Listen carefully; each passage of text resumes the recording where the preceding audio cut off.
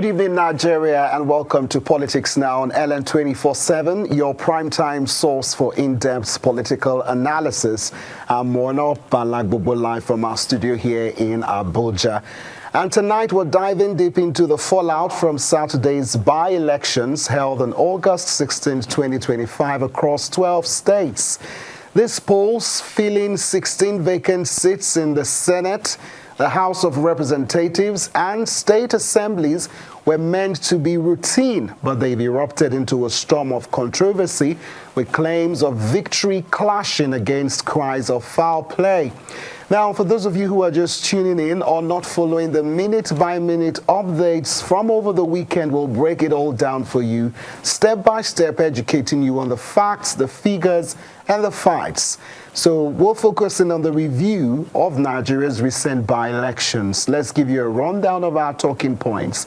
We'll get through with the overview of the results and party performances, examining the declared outcomes across the 12 states with APC sweeping all of them, and of course opposition wins in Anambra State, APGA, and of course Ibadan North, People's Democratic Party. And we'll also look at how internal party crisis influence participation and also results. Secondly, we'll also touch on the allegations of irregularities, violence, and vote buying, breaking down the reports of electoral malpractice, including cash seizures, arrests, voter intimidation, and technical glitches like Beaver's failures, with a focus on specific incidents in states like Kaduna, Kano, Ogun, and of course Edo State. Thirdly, we're looking at the implications for Nigerian democracy and 2027 elections. That is what is key for a lot of persons, even though some people feel like, 2027 is still around the corner, and of course, this elections is not as big or gigantic like we would see in a general election. So we'll be analyzing how these by-elections expose systematic challenges, their potential as a dress rehearsal for 2027, and calls for reforms amid ongoing security and judicial controversies. Well, joining me live in our studio is my guest, Arome Agenyi. He is a public policy analyst, and of course I'll reel out his portfolio later. Also, we have Jennifer Dafwat. She's a rep from Yiaga Africa. She will be joining us virtually. And of course, Yiaga Africa is an election monitoring powerhouse. And also we have Comrade Osaghae, an APC Edo State Chieftain. He will be live with us. And of course, Arome again is the founding partner and executive director for CLD Africa, and we'll be speaking with him shortly. Also, we will be having on the show with us a political analyst, Babatunde Adekombi. And of course, he will be joining us virtually also tonight on the show. So we will hear your insights, all our beloved guests who are logged in. And of course, Arome is live with me in the studio, but we'll be right back after this timeout. And of course, we'll get right into the reporting of all that went out throughout the weekend and all the developments that ensued with all the reactions. To stay with us.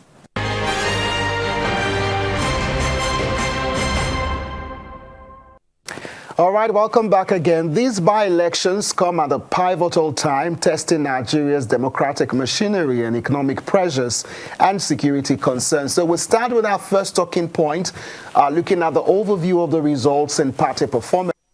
Kick things off with the big picture. What were the results? How did the major parties fare? For context, this by-election spanned states including Adamawa, Taraba, Jigawa, Ogun, Niger State, Ekiti, Kaduna, Kano, Anambra, Edo, Enugu, and more. The Independent National Electoral Commission, INEC, oversaw polls for seats vacated due to deaths, resignations, court rulings, etc. Early reports indicate a mixed bag, but the All Progressive Congress claiming dominance in several areas. I mean, let's take a look at some infographics. We'll start with the party win ratio in federal constituencies. And of course, you see 5 federal constituencies: Ovia South, Ovia Southeast in Edo, Babura, Garki in Jigawa, Chikun, Kajuri in Kaduna, Ikene, and I mean, just shows you some of the places there, and also Shagamu Remo North in Ogun, and of course Ibadan North in Oyo State. So talking about the party wins in all those areas, all Progressive Congress, I mean 4 seats, and of course confirmed in Edo, Jigawa, Kaduna, Ogun, and of course PDP's 1 seat in Ibadan North in Oyo State. And then the second slide talks about the party win ratio in state assemblies, and of course total of 9 constituencies. You have Ganye, Adamawa, Onitsha North 1 in Anambra, Dekina, Okura in Kogi State, Zaria, Kewaye, and Basawa in Kaduna, Bagwai, Shanoni in Kano State, Mariga in Niger, Karim, Lamido 1 in Taraba. There you have it. Also talking about the party wins, all progressives, 7 seats confirmed in Adamawa, Ganye with over 50,000 plus versus the PDP's 15,000 plus, and then other spread out votes there. So you can see Abgas Grand Alliance 1 seat in Onitsha North, Anambra State with 7,744 votes. Per ADC is 1,909, and of course NNPP 1 seat, Bagwai, Shanoni in Kano State, and there you see all of the details. So that's just a summary of some of the results. Now, however, not all parties are celebrating. The Labour Party embroiled in a leadership tussle between Julius Abure's faction and Senator Nenedu Usman's caretaker committee that cried the entire process as a travesty of justice against Nigerians and a mockery of democracy. Well, Arome Agenyi is with us tonight, live with us on set. So we'll start with him before we get to Jennifer, who is standing by. Arome, once again, thank you so much for being on Politics Now. Thank you. I mean, you're so passionate about this country, Nigeria, especially when it comes to governance. This is, I mean, what I know you for and what Nigerians have come to know you for from time to time. And now, though the by-elections is just, you know, on a small scale within 12 states and constituencies, I mean, is it, do you think it's a good enough litmus test for what is to come in 2027?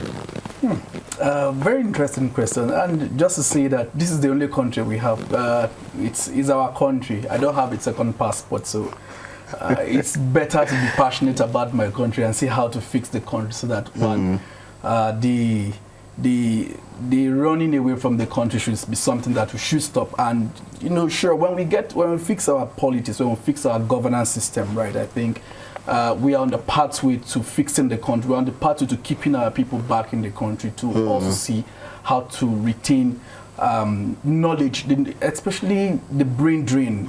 In Nigeria, it's something that is worrisome. So yeah, this is our country, and we need to be passionate about the country. Yeah, but having said that, for me, I think looking at the entire by-election, it's not. For me, I don't think it's totally going to define the 2027 election. But we looking at the dynamics within the politics, you also know that those that are crying victory could also see that in 2027 they are on their pathway to winning that particular election. However, this by-election is not actually defining what's going to happen in 2027. We are still far from 2027. This is 2025. We have 2026 yet to come, and 2026 holds a lot of promises. It holds a lot of cries and at the same time a lot of smiles. There'll be defection, there'll be redefections, and all of those aligning and realignments. So there's a whole lot that is ahead to come. There's a whole lot that's in terms of preparation by the opposition or the sitting political party, the current government, to put in place. So we don't know what 2026 holds. As far as this election is concerned. As far as this election is concerned. All so right. Let's go to 2026 and see what's going to happen. Okay, that will be interesting to see. Jennifer is live with us. Jennifer, thank you so much for being with us on the show tonight. You're with Yiaga Africa, and I know you're into monitoring of polls, but like you informed me, your team did not really monitor this election, but of course you've got some inside information, probably from colleagues and other sister organizations who were on the field. So APC dominance all the way. As a governance electoral monitoring body, there's been this conversation about one-party governance and also the states of Nigeria's democracy. APC is claiming victory. I mean, I don't know if you saw the post of Bayo Naniga, the special assistant to the president, you know, mocking the ADC coalition, Peter Obi, and like how markets, that was the question he asked on X. So what are your concerns from all that you have seen and followed thus far?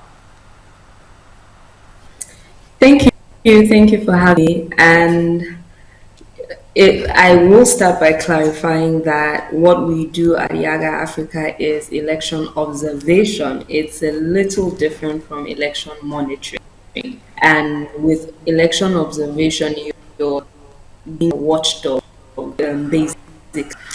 And yeah, there is a concern the current political structure that we have in Nigeria, because one of the tenets for a good democracy or governance is, and can you hear me? Yes, I can hear you. Okay, thank you.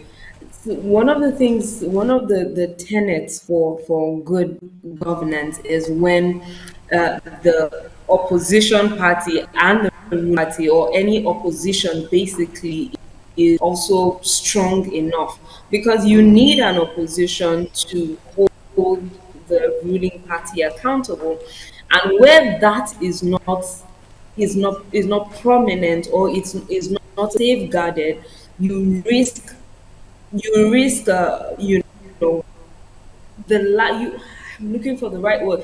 You risk having a very robust democracy, basically, and that is what we're seeing. So for me, the concern is not really just about, we are going into a one party system, but the concern is that there seems to be a shrinking or a silencing of voices of dissent in the political space. And we're in a democracy. That's what makes it different. That's what makes the democracy different from other forms of governance. And so we need that opposition for a robust democracy in Nigeria. Okay, we'll come back to you, Jennifer, but we think we have word that our guest from Edo State is live with us, Comrade Collins.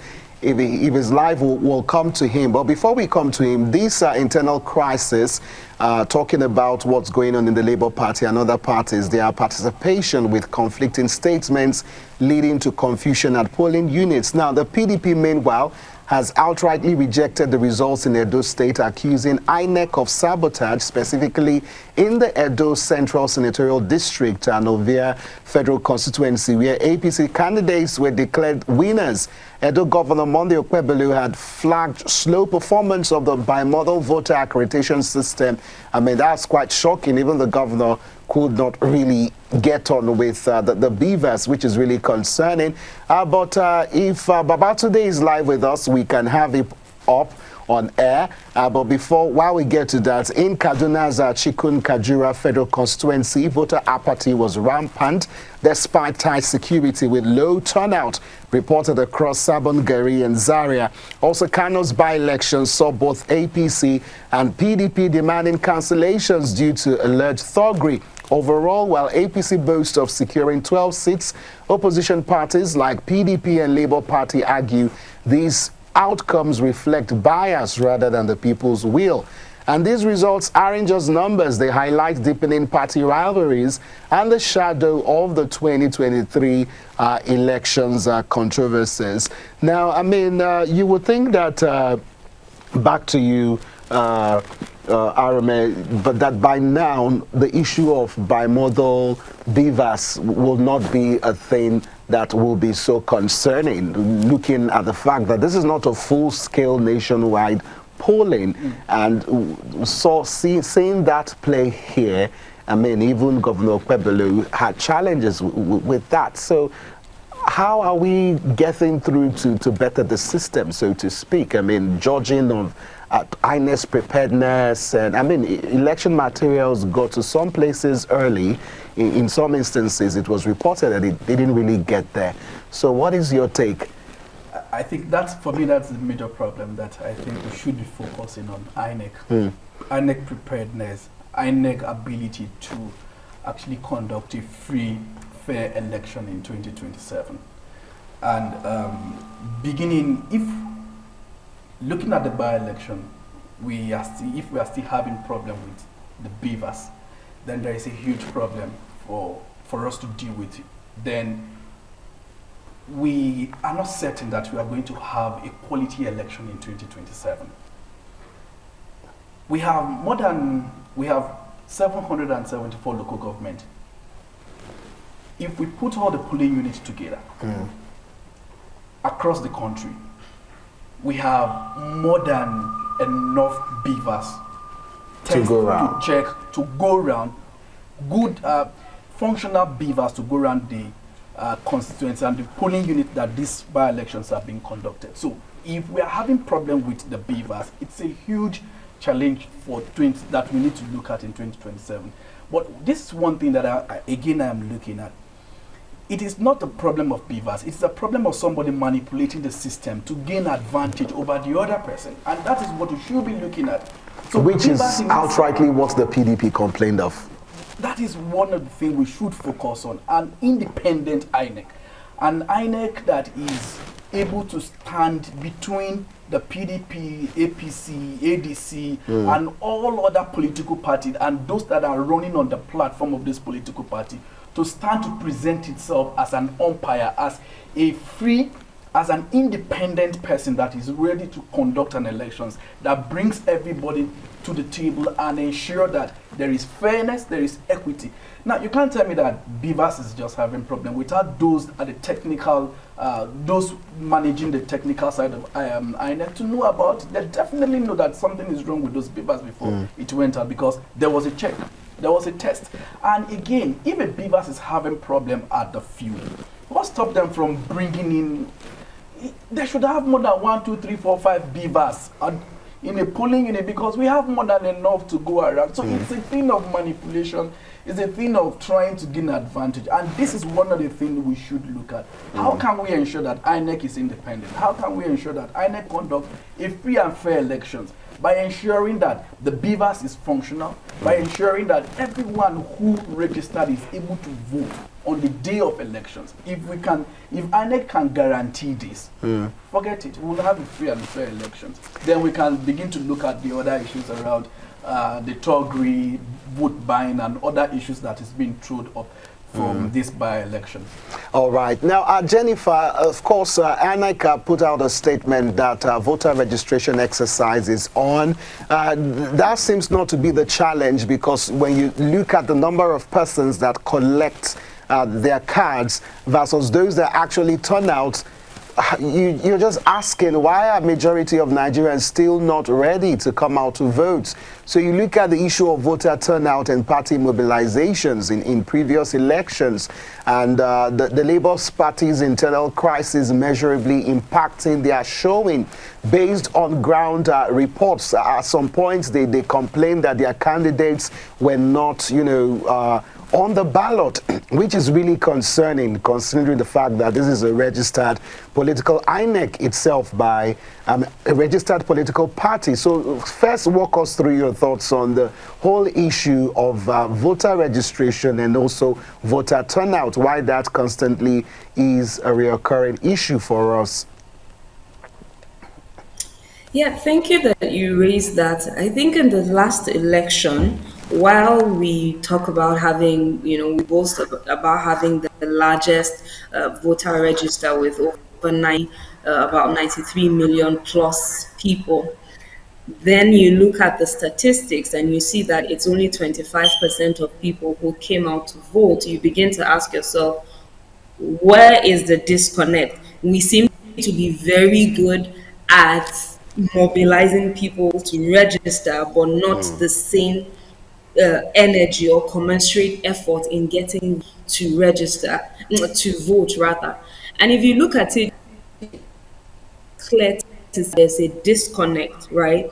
And these are cross-cutting issues because elections itself is a complex. It has more stakeholder engagement or interventions, and so on one hand, it's not just INEC should provide, access to registration centers or that, but political parties also have a role to play. They are the biggest beneficiaries of a political or of an election that works or an election that has integrity. But time and time again, we see them come to play or cry foul after the election. And you begin to ask yourself, what did they do? How did they mobilize? A lot of times, yeah, these days we've been seeing this reoccurring trend of vote buying. But you ask yourself, the only reason why the political parties can afford to vote is because the turnout of people is quite low. So they will rather take the easy route. Let's come and pay for votes or pay people to vote for us, rather than do the groundwork in making sure that people come out to vote. Now, that's one part of the issue. You go on and you look at it. A recent study by Afrobarometer was saying that while about 70% of Nigerians still favor democracy, more than half a number, almost two-thirds, are disillusioned. They feel like democracy has not delivered for them.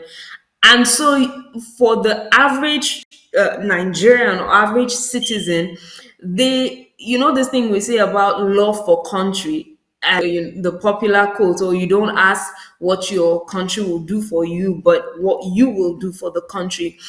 It's easier to say that when you do not consider time and again, people have put faith in the system and that trust has, been eroded. So where there's no trust, you don't expect people to engage, you don't expect people to show up, especially, when we look at the 2023 elections and how there was a lot of galvanizing for people to come out and vote. We even had the younger demography of people, being willing to. But then they are hit with, wait, we did not, what is what we ordered versus what we got. And so in those kind of scenarios, we Yes. will now take job effort to remobilize that same crowd to come out to vote in 2027. So the issues are not off. They are cross-cutting and they are interwoven. One thing leads to another and to another.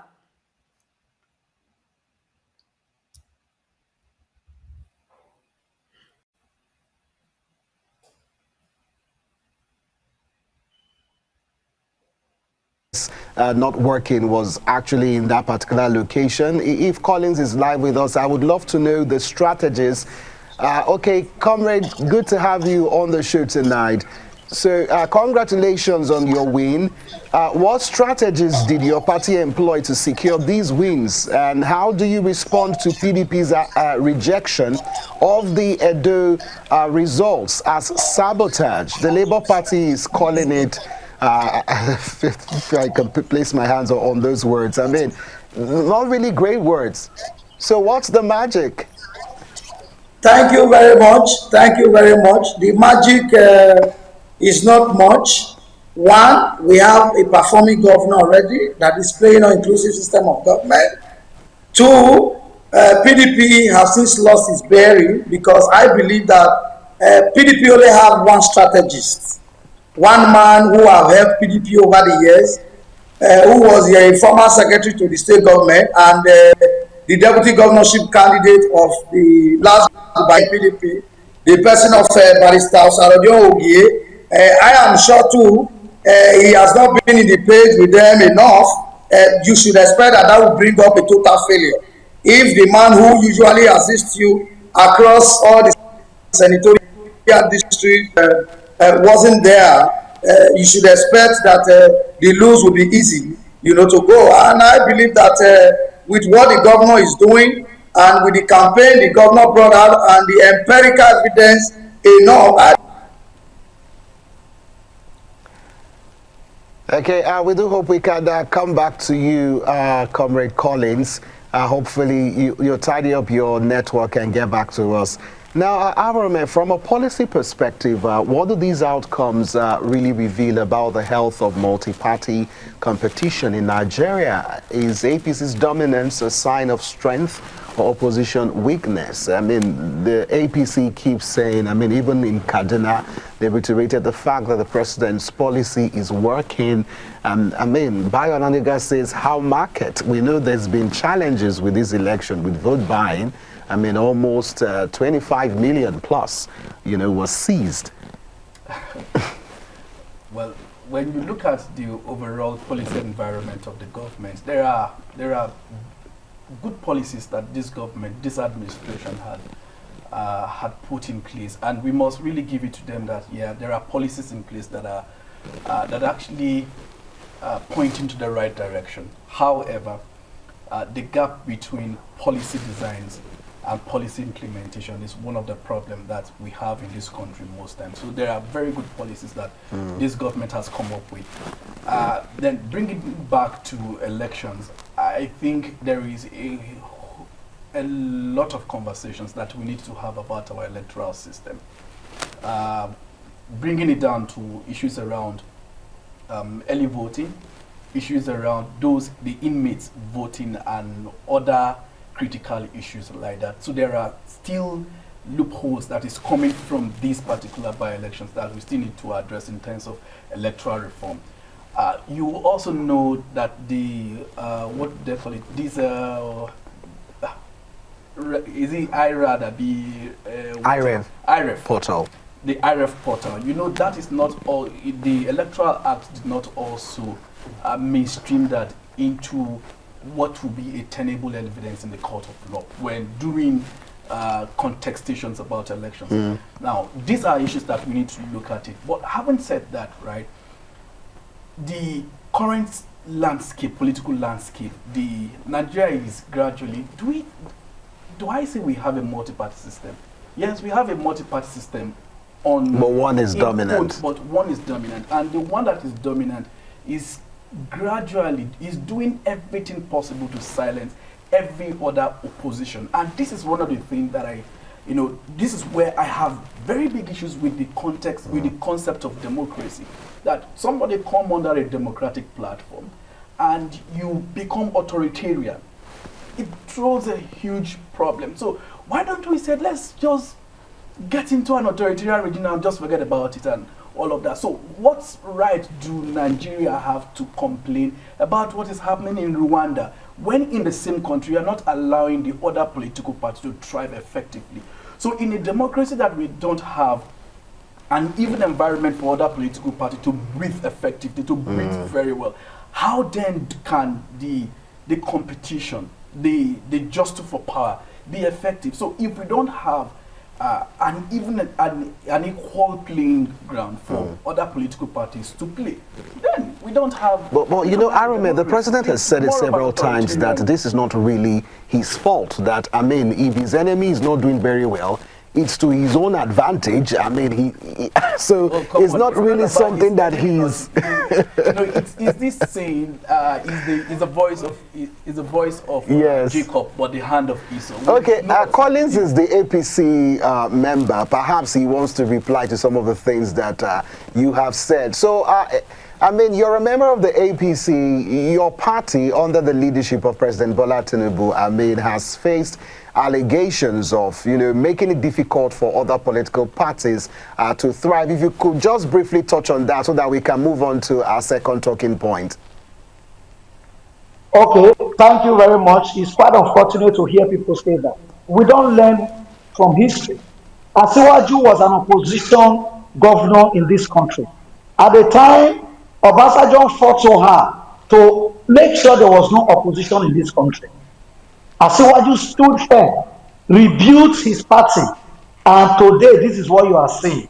Even when Buhari was president, though Asiwaju and Buhari belong to the same party, he assisted Buhari coming on board. Buhari having become president, he did all he could to fight Asiwaju, not to even emerge as the flag bearer of the party.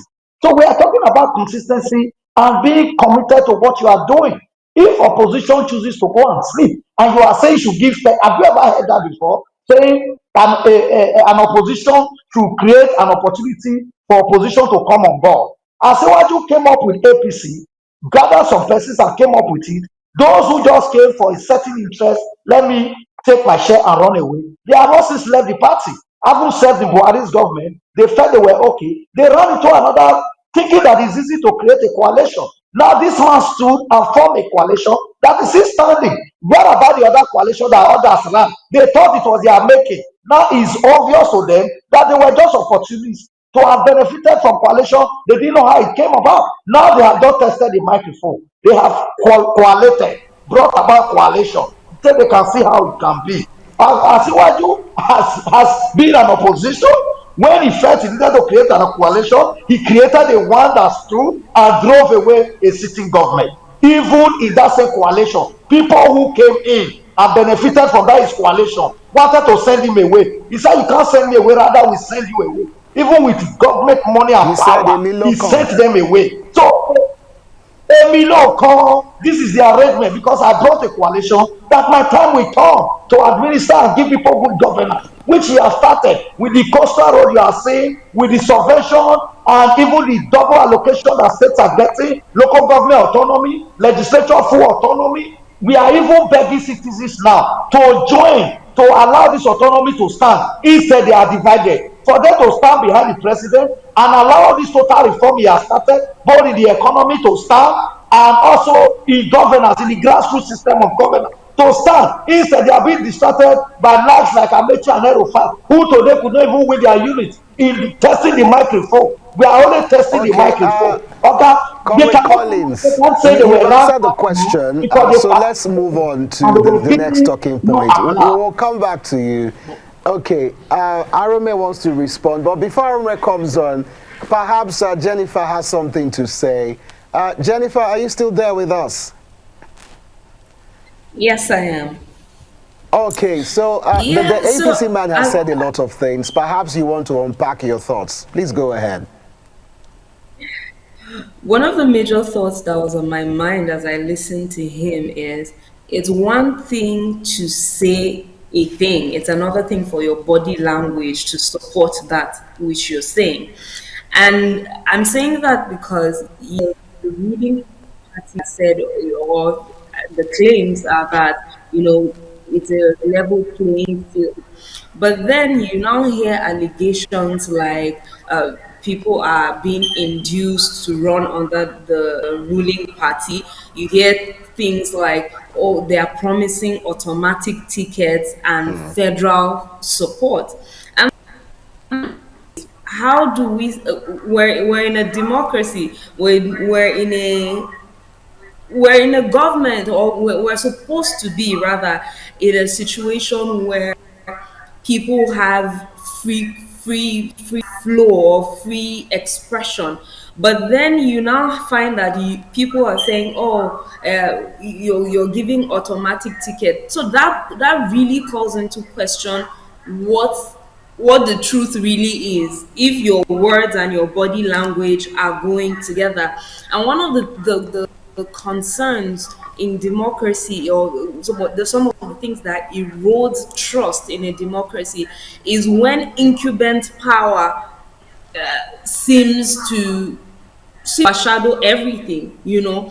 And in this same country, in the past, we've come up and accused other dispensations or government of using the power of incumbency and the resources of the run. And so if we have complained and raised these issues in the past, and in 2025 we're still raising the same issues, it almost looks as though we're not making progress, right? So with, I mean, it's really for me is one thing to say something and is another thing for your body language to back up what you're saying. All right.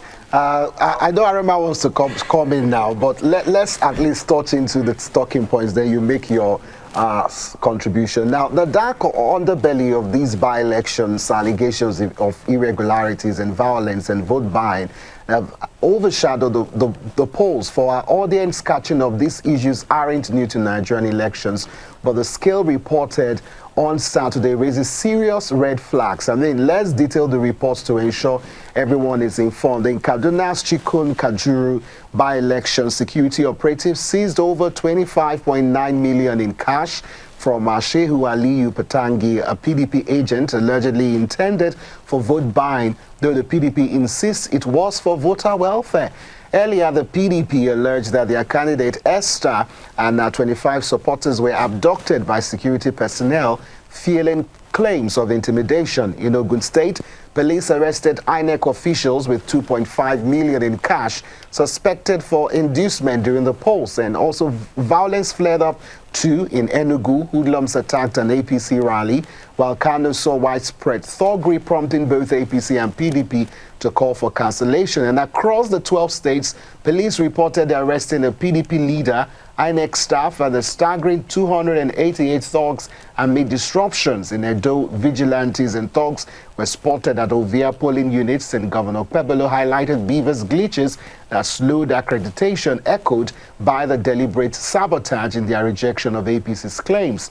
The African Democratic Congress candidate in Ibadan North, Femi Dexter, accused rivals of blatant vote buying. Meanwhile, the Labour Party's factional disputes led to contradictory participation, with Abore's groups dismissing INEC's non-recognition as an attempt to undermine them. Now, these incidents coincide with the federal government's rejection of Canadian court's ruling labeling APC and PDP as terrorist organizations, calling it foreign interference. So, I mean, what's your take, Arome? I know you want to react to some of the thoughts shared by Comrade Collins, so you have the floor now. You know, when he said that we are not learning, and Jennifer actually took out of my mind the first point I had wanted to raise. I'm not going to touch on that, but I want to touch on the fact that Comrade said that we are not learning that. And it worries me if he said we are not learning. Going back to 2015, how was it? How was APC able to come into power if the then sitting president, Goodluck Ebele Jonathan, did not create a leveling playground for the opposition to thrive? So if he's saying we are not learning lessons, it's a huge worry for me that yes, we are not. That the current government had refused deliberately, refused to learn from what happened in 2015. And I think that is where we should build up from. Since APC came into power, it's been, I'm not APC, I'm not PDP, I'm not ADC, I'm not any of the party, just a citizen of Nigeria. So if you look at it empirically, since APC came into power, it's not been very easy for other political parties to play effectively. You can take that to the market and take it to anyone to buy. So now we are having a resurgence of thuggery in our political system. In 2015, it was not as high as it is right now. And come 2027, what is it going to look like?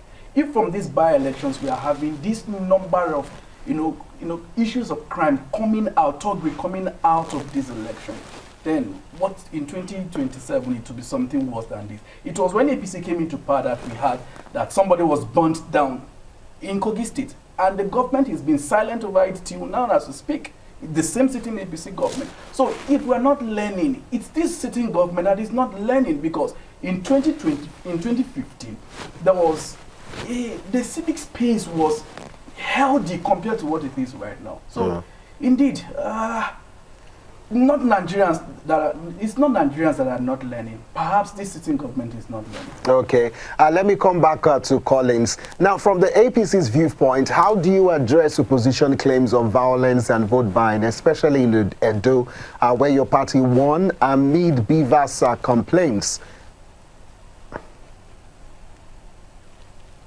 Let me tell you, in Edo, PDP didn't even participate in the election. There's nothing to argue there. The few votes they got probably were some voters who wanted to vote and made mistake and just dumped it there because their machinery, the man who used to draw the plans and mobilize for them, the first secretary, to state government, Barrister Osaghae probably have not or did not show his face for them in the so-called by-election they are claiming that we should cancel. I was in one debate a few days ago where their spokesman said they just want to show to the whole world that there will be lapses. That means they were not ready for victory. They were not ready for election. Now, he talked about Jonathan. When Jonathan was president, opposition had opportunity. Did Jonathan call opposition party and give them money to campaign or give them secretariat to be holding? If this is party, you come out with all of your strategy. But the only thing we will always go against, or we do not enjoy, or even the governor of Edo State will never enjoy, is to intimidate anyone. Because he grew up from a very humble background, and he has no reason to intimidate anyone. And there was no form of intimidation anywhere, apart from some few elements or persons who wanted to show themselves just because their aim was to create a scenario and make it look as if nothing was working. If the governor had a plan of bringing an election, would he even say the beavers was not coming the way it was supposed to come, the way it was supposed to function? If you already have a grand style or a plan to ring an election, anything that INEC does or anything that come up as a result of INEC conducting an election will be fine for you. But as at that point he was voting, he complained that the beavers was not functioning optimally, that he expected that they should be level of. And PDP should show and a social media era. They should show any video where a PDP member was being manhandled or they were not asked or allowed to vote or they voted. The agent now said, oh, the vote did not count. This was not what they read at the polling unit. All these are just unnecessary fallacies that people are coming up with. That was why a so-called court in one backyard, Canada, will wake up and say PDP and APC are terrorist group. After all, I don't think that is even a court. Maybe because if it's a court, you should know what your jurisprudence. You should know the level you can go. You cannot wake up and start assuming because that's an assumption. But because it's not their fault, when we have people. Okay. All right, you said your piece. We'll come back to you, hopefully. I hope we have time. But before I come back to Arome, Jennifer, thank you so much for being with us from the get-go. Let me ask you this question. What systematic factors enable these irregularities and current laws like the Electoral Act of 2022? I mean, are they sufficient to curb them? I know the National Assembly has been voicing, their efforts to have electoral reform. We've seen movements here and there, protests at the National Assembly. I've covered some of them myself, calling for electoral reforms. How do we get out of this? Thank you so much. So, reforms are great. And if you look at the history of elections in Nigeria, there has been consistent reforms over time. It is the reforms that we've had that has led to the current electoral acts that we have. However, we keep saying something that electoral reforms, no matter how fantastic they are, ride on the back of individuals who are tasked with the responsibility of ensuring that what is written on paper is what we see on election day. You asked me earlier about this disparity in the number of registered voters versus the number of people who come out to vote. And just as Comrade was speaking, in my head, I just said, this is exactly one of the reasons why people do not come out to vote. Violence. People are not sure whether if they come out to vote, they'll return home in peace. And one of the, why is that a notion in our electoral process that human beings are able to disrupt a process? Yes, we have the beavers, we have fantastic, the IREV, fantastic technology that INEC has deployed. But who are the people who manage that process? Human beings, Nigerians, people like you and I. So until we also begin to build sort of, a trust for the people who manage these elections, one of the things we saw in the 2023 election was, the whole IREF portal, the uploads. And I remember we were looking at the because as results were being uploaded, we were looking at it. You will see some results from some polling units. I wonder who was the thing who put this together. The numbers are not correct, the calculation, so many things. So yes, electoral reforms fantastic. But the people who are going to be in charge, who are going to manage these systems that are being put in place by law, will also have to up their game. So, if you're asking about some of the issues that stand in the gap or in the way of good electoral or the fulfillment of the great electoral laws, one of the biggest gaps is the people who manage it.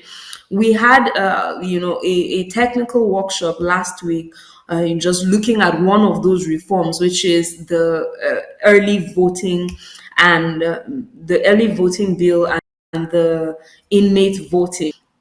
And whilst ideas were coming up and we're looking at, okay, what are the modalities? How will this work? Those are great things. And we had, thankfully, stakeholders in the room. And one of the things that the head of the correctional services was saying is, some of these things we're throwing open are great. But say he doesn't have the manpower. He doesn't know if the people who will be responsible are going to see it through. So many bottlenecks. That's why I said earlier that elections is a complex process. It's not a one size fits all. It's no magic wand. It's not as though electoral reforms will immediately translate to great elections if everyone is not put in place. Look, for instance, one of the reasons, the argument that was held up in court Yeah. during the 2023 elections about Time is almost upload up, and Jennifer. transmission. I'll just I know you have a uh, lot to say because that's this is what you do for a living, and I mean the time will not permit us to have all of that. But hopefully we can continue to have the conversations on electoral reform, which is very vital. Once again, thank you so much, Jennifer, for being with us on the show tonight. All right, so let's come to Arome now. I mean, with 2027, around the corner, you've clearly made your view that, I mean, this is not a litmus test for 2027. Yeah. I mean, so as we begin to round up, what are your closing thoughts on how this builds up for 2027? For me, I think the by-elections have thrown up some issues that point to what we need to address before 2027 if we must have a free and credible election in 2027. For example, technical glitches that are associated to IREF, beavers, and all other technical tools that will be used by INEC. Then another issues around vote buying. This is the time that EFCC needs to also gear up to come up with a strategy to actually pin down both people from the opposition party and from the sitting political party to ensure that issues around vote buying is also curtailed. Then again, going back again, this is also a call to the civil society organizations and well-meaning Nigerians to also ramp up conversations around building capacity, sensitizing the Nigerian citizens, Nigerians to actually wake up to, if they're giving money, collect the money and vote your conscience. This is as simple as I'm not asking you to refuse the money. And the fact that people are giving money, it's a testament to the fact that your vote counts. Your vote counts. Because if the vote doesn't count, you would not even want to influence the person in the first place. So they are coming to you knowing that your vote counts. So collect the money, vote the right person. And this is a call to the sitting government that they came on the platform of opposition. They should also be kind. They should be magnanimous. But some will say to their detriment. I don't know if Collins is still with us. If he could just say a little before we call the show off tonight. Okay, is he live with us? Okay, all right. So as you were saying, so so they should allow. And again, reforms are good. My call basically goes out to those who on the field on the day of elections, the Nigerian core member. I think it's the Nigerian youths that are bearing the grunt of the pain of this government, of mal-government in Nigeria. And this is time for all the core members, those that to be out, the ad hoc staff, to wake up, to do Nigeria proud, refuse the money, collect the money and do the right thing. Like Jennifer was saying, mutilated number, miscalculations. How will you tell me that a graduate in this country cannot calculate 1 + 1, 2 + 2, and put out a very good report on? So this is a call to them that it's time for Nigerian youth to wake up, to rise up to the occasion, to do the right thing, and ensure that we have a credible election. And INEC should be fair. INEC should be independent, just like the name implies. They should be independent. They should fix the technical issues. We know that these are human beings that are behind all these things.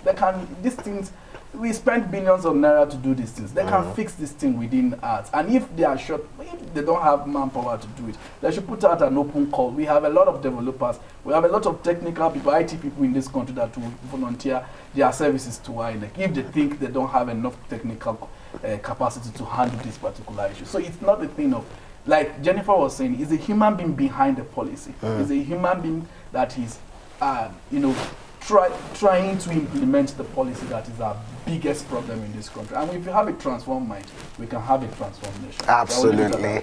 Yeah, and I recall covering the South African election, and you could just see how everything was up there for people to see. Yeah. And you look at the cost that we continue to incur as a government to ensure that INEC runs, having returning officers and all of that. You would not need all those expenses if everything is just right up there from the board for people to see. And that can only happen if the electoral reform bill sees the light of the day, and that becomes, are you hopeful? Well, I mean, Tinubu always calls himself a Democrat. Well, at this point, it's very difficult for me to before now, I feel the president is a Democrat, but with everything happening, I feel he is not. And I bet to be corrected, and I stand to be corrected on that. We see how, there were claims during the End Bad Governance protest, one of the protests, that there were about 25 billion naira that was rolled out by the current government to shut down that particular protest. We saw how people are being manhandled and all of that. So tell me, somebody who said he's a Democrat is shutting down the institutions of democracy. How then do you say that you're a Democrat? He's not far from what we have in Rwanda. That's just where I just leave it. So him saying that he's a Democrat is something to be contested. The APC will not agree to that. They call themselves the All Progressive Congress. All progressive in this country.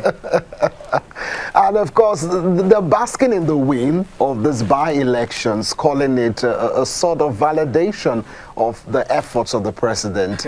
Well, that is their opinion. We want to say special thank you to our guest, Jennifer Dafwat, a rep from Yiaga, Africa, also Comrade Collins Osaghae from the All Progressive Congress in Edo State, and Arome Agenyi. Thank you so much for illuminating these critical issues tonight on the show. Thank you very much for that. All right, to our viewers, stay engaged. Follow us on our X handle across all our social media platforms. The updates of the by-elections. If you want detailed information, you can go to our digital platform, that is www.ln247.news, and get all of the details. Thank you so much for watching. Our time is up. Once again, my name is Mono Bala Bobo. See you right here on Politics Now next time.